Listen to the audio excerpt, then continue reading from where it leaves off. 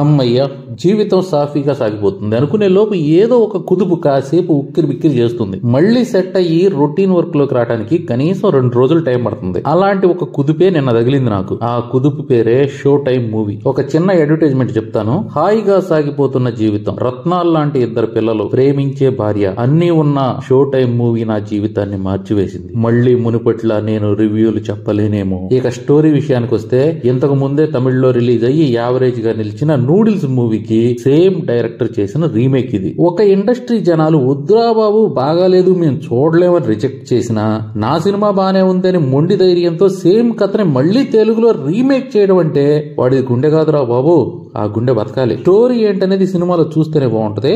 ఎందుకంటే ఇది ఏ జోనర్ సంబంధించిన సినిమానో కూడా నాకు అర్థం కాలేదు. అన్ని సినిమాల్లో మెప్పించే నరేష్ కూడా ఇందులో ఓవర్ యాక్టింగ్ చేశాడంటే మీరే అర్థం చేసుకోండి. సినిమా మొత్తం అతికిచ్చినట్టుండే క్యారెక్టర్స్ తో ఎక్కడ సినిమాతో గానీ స్టోరీతో కానీ కనెక్షనే కుదరదు సగటు ప్రేక్షకుడికి.